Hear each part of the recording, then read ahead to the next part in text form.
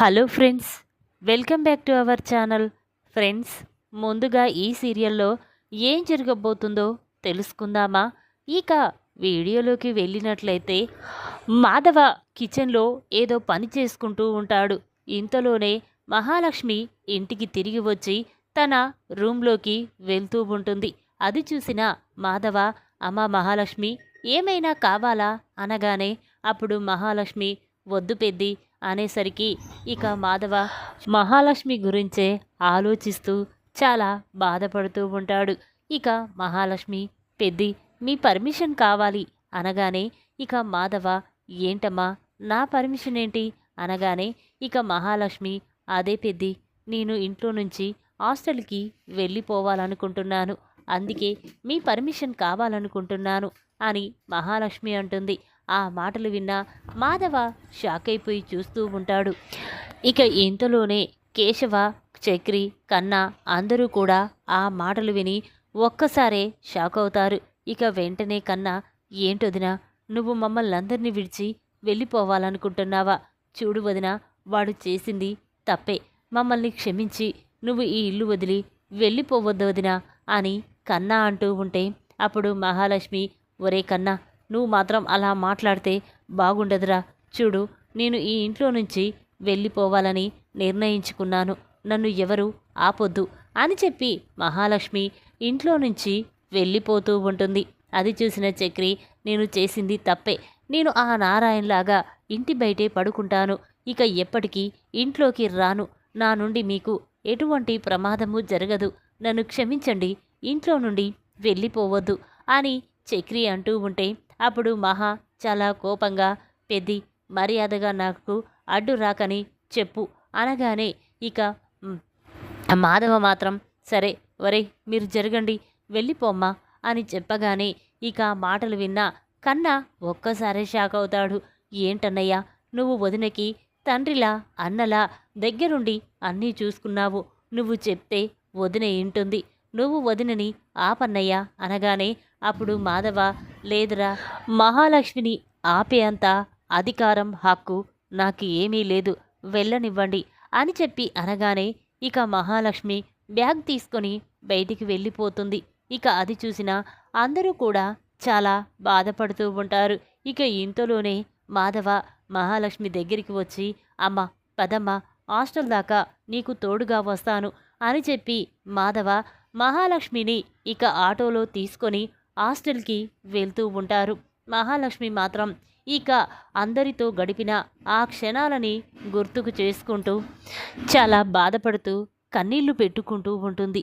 ఇక అది చూసిన మాధవ అమ్మ మహాలక్ష్మి ఎందుకమ్మా ఎందుకా కన్నీళ్ళు అనగానే అప్పుడు మహాలక్ష్మి లేదు పెద్ది చాలా బాధగా ఉంది, మిమ్మల్ని అందరినీ వదిలి వెళ్తున్నందుకు తట్టుకోలేకపోతున్నాను అని అనగానే ఇక ఇంతలోనే హాస్టల్ వస్తుంది. ఇక మహా పెద్ది ఇద్దరు హాస్టల్కి వెళ్తారు. హాస్టల్లో మహాలక్ష్మికి తోడుగా పెద్ది సైన్ పెట్టి అమ్మ జాగ్రత్తమ్మ, ఒక ఆడపిల్ల హాస్టల్లో ఉంటుందంటే ఎంత జాగ్రత్తగా ఉండాలో చూడు, నువ్వు ఏ సహాయం వచ్చినా నీకు ఈ పెద్ది ఉన్నాడన్న విషయం మర్చిపోకమ్మా, వెంటనే నాకొక ఫోన్ చెయ్యి అని చెప్పి ఇక పెద్ది మాధవ అనగానే అప్పుడు మహా సరే పెద్ది, నాకు ఉన్నదల్లా తోడు నువ్వే పెద్ది, ఒక అమ్మలా నాన్నలా అన్నలా నువ్వు నన్ను దగ్గరుండి ఎంతో బాగా చూసుకున్నావు, అందుకే ఇప్పుడు నేను వెళ్ళిపోతూ ఉంటే చాలా బాధగా ఉంది అని చెప్పి మహాలక్ష్మి బాధపడుతూ ఉంది. ఇక పెద్ది కూడా అక్కన్న మహాలక్ష్మిని హాస్టల్లో దిగబెట్టి ఇంటికి వస్తాడు. ఇక మహాలక్ష్మి చాలా బాధపడుతూ రూమ్లోకి వెళ్ళిపోతుంది. ఇంతలోనే రాత్రి అవుతుంది. ఇక కన్నా మహాలక్ష్మి గురించే ఆలోచిస్తూ చాలా బాధపడుతూ ఉంటాడు. అప్పుడు మాధవ ఏంటి కన్నా నిద్ర పట్టడం లేదారా అనగానే అప్పుడు కన్నా అన్నయ్య నాకు వదిన పదే పదే గుర్తుకు వస్తుంది, వదిన నన్ను ఒక అమ్మలా చూసుకుంది, వదిన ఇంట్లో నుంచి వెళ్ళిపోయింది, నాకు అమ్మని దూరం చేసుకున్నట్టు అనిపిస్తుంది, వదిన లేకుండా నేను ఇంట్లో ఉండలేకపోతున్నానన్నయ్య, పదన్నయ్య వదిన దగ్గరికి వెళ్ళి వదిన కాళ్ళు పట్టుకొని క్షమాపణ చెప్పి ఇంటికి తీసుకొద్దాం అని కన్నా అనగానే అప్పుడు పెద్ది లేదురా, నేను ఒక ఆడపిల్లకి తోడుగా ఉండాలనుకున్నాను, ఒక ఆడపిల్లకి ధైర్యం ఇవ్వాలనుకున్నాను. ఆ అమ్మాయికి నేను ఏ బాధ కష్టం రాకుండా చూడాలనుకున్నాను. కానీ నేను ఆ అమ్మాయి బాధ్యతని స్వీకరించలేకపోయాను. ఆ అమ్మాయికి భద్రత కల్పించలేకపోయాను. అందుకే ఆ అమ్మాయిని ఇంట్లో నుంచి పంపించేశాను.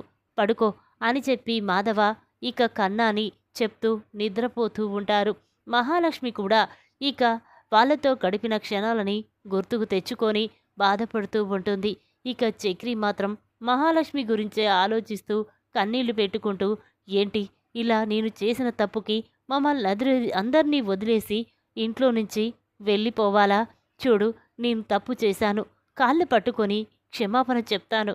కానీ నువ్వు ఒక్కసారి నాకు ఫోన్ లిఫ్ట్ చేసి నన్ను క్షమించానని ఒక్క మాట చెప్పొచ్చు కదా అని చెప్పి ఆలోచిస్తూ ఉంటాడు. ఇక ఇంతలోనే ఉదయం అవుతుంది. నారాయణ మహాలక్ష్మి ఇంట్లో నుండి వెళ్ళిపోయినందుకు చాలా బాధపడుతూ ఉంటాడు. ఇదంతా నా వల్లే ఇప్పుడు నా కోడలు ఇంట్లో నుంచి వెళ్ళిపోయింది. ఆ రోజు రాత్రి నీకు నేను చక్రితో అలా చెప్పి ఉండకపోతే బాగుండేది. నేను చెప్పిన మాటలు విని చక్రి పీకల్లోతు తాగి మహాలక్ష్మి దగ్గర అలా ప్రవర్తించకూడదు. కానీ నా మాటలు వినే చక్రి అలా చేశాడు. నా వల్లే ఈ ఇంటి మహాలక్ష్మి ఇంట్లో నుండి వెళ్ళిపోయింది. లేదు, వెంటనే నేను మహాలక్ష్మి దగ్గరికి వెళ్ళి క్షమాపణ చెప్తాను అని నారాయణ అనుకుంటూ ఉంటాడు. ఇంతలోనే చక్రి చాలా కంగారు పడుతూ వెళ్తూ ఉంటాడు. అది చూసిన నారాయణ, ఒరే చక్రి, ఎక్కడికి రా అనగానే అప్పుడు చక్రి, ఏంటి నీకు చెప్పాలా? నా జీవితాన్నే నాశనం చేశావు. ఉన్నవి లేనివి చెప్పి నాలో చెడు ప్రవర్తన వచ్చేలా చేశావు. ఇంక నేను ఎక్కడికి వెళ్తున్నానో నీకు చెప్పడం అనవసరం అనగానే అప్పుడు నారాయణ, చూర్రా చక్రి, నువ్వు మహాలక్ష్మి దగ్గరికి వెళ్తున్నావని నాకు తెలుసు. నేను కూడా నీతో పాటు వస్తాను. మనం ఇద్దరం మహాలక్ష్మి కాళ్ళు పట్టుకొని క్షమాపణ చెప్పి మహాలక్ష్మిని ఇంటికి తీసుకువెళ్దాం. వెళ్దాం పదరా అనగానే అప్పుడు చక్రి, లేదు, నువ్వు నా ఎంట రాకూడదు. మహాలక్ష్మికి నువ్వు క్షమాపణ చెప్పకూడదు. నీ వల్లే మహాలక్ష్మి ఇంట్లో నుంచి వెళ్ళిపోయింది. నిన్ను చూస్తుంటేనే అసహ్యంగా ఉంది అనగానే అప్పుడు నారాయణ, చూడు, ఇప్పుడు మహాలక్ష్మి నీ మొహం చూడడానికి కూడా ఇష్టపడదు. నేను నీతో వస్తే తప్ప మహాలక్ష్మి నీ మొహాన్ని చూడదు అనగానే ఇక చక్రి, సరే వెళ్దాం పద అని చెప్పి చక్రి నారాయణ ఇద్దరు కూడా మహాలక్ష్మి ఉన్న హాస్టల్ దగ్గరికి వెళ్తారు. అక్కడికి వెళ్ళేసరికి ఇక వాచ్మెన్, ఎవరయ్యా మీరు? ఎవరి కోసం వచ్చారు? అయినా ఇక్కడ లేడీస్ హాస్టల్, మగవాళ్ళు రాకూడదని తెలియదా? వెళ్ళండి ఇక్కడి నుంచి అని అంటూ ఉంటే అప్పుడు నారాయణ, చూడండి, ఇక్కడ మా అమ్మ ఉంది. మా అమ్మ మహాలక్ష్మి ఈ హాస్టల్లో ఉంది. నేను మా అమ్మ కోసం వచ్చాను. ఒక్కసారి మా అమ్మని పిలవండయ్యా అని నారాయణ అంటూ ఉంటే అప్పుడు వాచ్మెన్, ఏంటి మీ అమ్మ? అంత ఏజ్ వాళ్ళు ఇక్కడ ఎవరూ లేరు. మీ అమ్మ ఇక్కడ ఉండడమేంటి? నువ్వు ఓల్డేజ్ హోమ్కు వెళ్ళాలంటుంది, మర్చిపోయి ఇక్కడికి వచ్చావు అనగానే అప్పుడు నారాయణ, లేదయ్యా, మా అమ్మ ఇక్కడే ఉంది. మా అమ్మని చూడాలి, మా అమ్మతో మాట్లాడాలి అని నారాయణ అంటూ ఉంటాడు. అటుగా వెళ్తున్న మహాలక్ష్మి నారాయణ మాటలు విని చాలా బాధపడుతూ ఉంటుంది.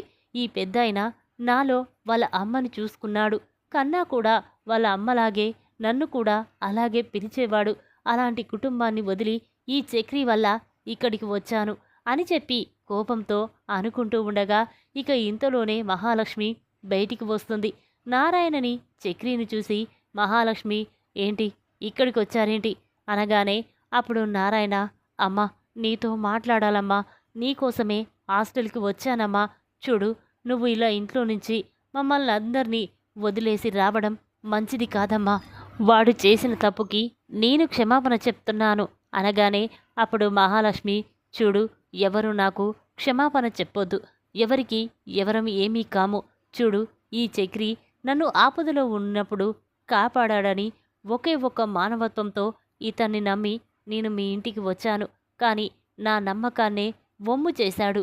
నాకు భయంగా ఉంది ఆ ఇంటికి రావాలంటేనే అని మహాలక్ష్మి అనగానే ఇక వెంటనే చక్రి మహాలక్ష్మి కాళ్ళు పట్టుకొని, చూడు మహాలక్ష్మి, నేను చేసింది తప్పే, కానీ నేను తాగిన మత్తులో అలా చేశాను. ఎవరో ఏదో చెప్పడం వల్ల నేను నీతో అలా ప్రవర్తించవలసి వచ్చింది. కానీ ఇప్పటికీ నేను తప్పు చెయ్యను. మా అమ్మ మీద నాకు కనిపించని మా అమ్మ నాకు తెలియదు. కానీ ఇప్పుడు నేను మా అమ్మ లాంటి మా అన్నయ్య మాధవ మీద ఒట్టేసి చెప్తున్నాను.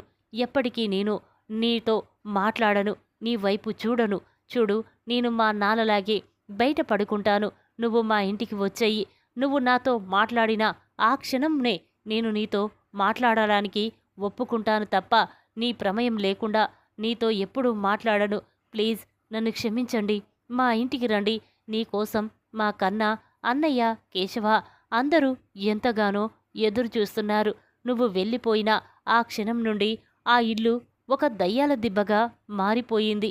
నువ్వు వచ్చిన క్షణం ఆ ఇల్లు ఒక మహాలక్ష్మిలా వెలిగిపోయేది. అలాంటి ఇల్లును వదిలేసి రావద్దండి. ప్లీజ్ మీ కాళ్ళు పట్టుకుంటాను మహాలక్ష్మి గారు, వస్తానని నాతో చెప్పండి అని చక్రి బ్రతిమిలాడుతూ ఉంటాడు. ఇక ఆ మాటలు విన్న మహాలక్ష్మి చేసిందంతా చేసి ఇప్పుడు బ్రతిమిలాడితే ఏం ఫాయిదా చెప్పు. నువ్వు ఎంతగానో నిన్ను నమ్మి నీ ఎంట వచ్చాను. కానీ నువ్వు మాత్రం అలా నా విషయంలో ప్రవర్తించడం మంచిది కాదు కదా అనగానే అప్పుడు చక్రి, చూడండి మహాలక్ష్మి గారు, ఏదో తొందరపడి తాగిన మైకంలో అలా చేశానే తప్ప నేను ఏ తప్పు చేయలేదు, ప్లీజ్ అండి అని చెప్పి ఇక చక్రి అనగానే ఆ మాటలు విన్న మహాలక్ష్మి చాలా సంతోషపడుతూ, సరే ఇక నుండి ఇలా జరగదని మీరు పెద్ది మీద ప్రమాణం చేశారు. ఇక నేను నమ్మకంతో ఇప్పుడు మీ ఇంటికి వచ్చేస్తాను అని చెప్పి ఇక మహాలక్ష్మి వెంటనే హాస్టల్ రూమ్లోకి వెళ్ళి తన బ్యాగ్ లగేజ్ని తీసుకొని ఇక బయటికి వస్తుంది. ఇక ఆ మాటలు విన్న నారాయణ, చక్రి చాలా సంతోషపడుతూ ఉంటారు.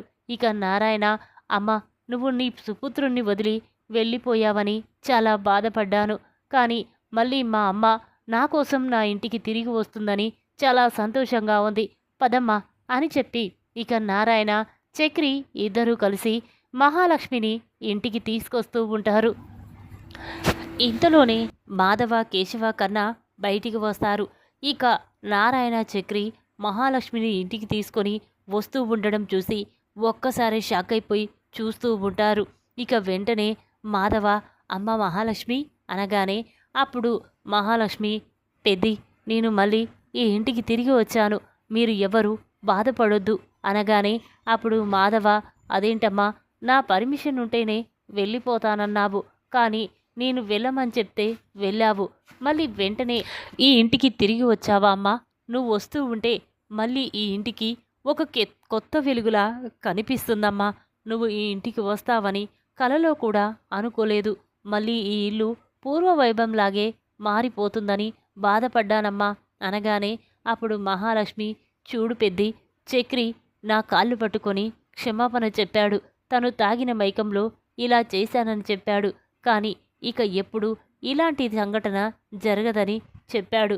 తను నా ప్రమేయం ఉంటేనే నాతో మాట్లాడాలని చెప్పడంతో ఇక నేను మళ్ళీ ఇంటికి వచ్చాను అనగానే ఇక మాధవ చాలా సంతోషపడుతూ, అమ్మ మహా, చక్రి నువ్వనుకున్నంత చెడ్డవాడు కాదు.